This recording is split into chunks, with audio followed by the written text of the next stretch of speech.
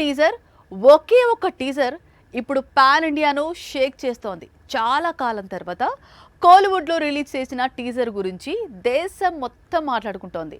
ఇంత సడన్గా Ajit cinema టీజర్కు craze రావడానికి రీజన్ ఏంటి? అసలు ఆ టీజర్ కథ ఏంటి? తమిళ్ హీరో అజిత్ నటించిన latest movie good bad ugly ప్రస్తుతం ఈ టీజర్ యూట్యూబ్ ను షేక్ చేస్తోంది. పాన్ ఇండియా వైడ్ గా ఇదే టీజర్ గురించి డిస్కషన్ జరుగుతోంది.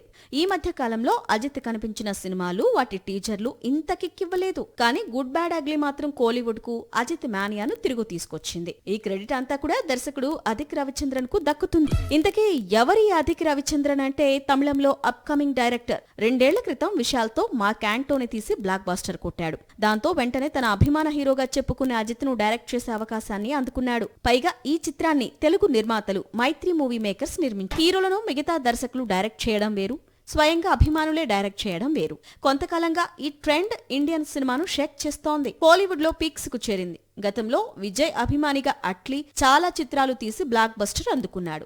రజనీకాంత్ అభిమాని కార్తిక్ సుబ్బరాజు పేటా తీసి సూపర్ హిట్ అందుకున్నాడు. ఇప్పుడు అదిక్ కూడా అజిత్ తో గుడ్ బ్యాడ్ అగ్లీ తీశాడు. సెంటిమెంట్ రిపీట్ చేసేందుకు రెడీగా ఉన్నట్లు తెలిపాడు.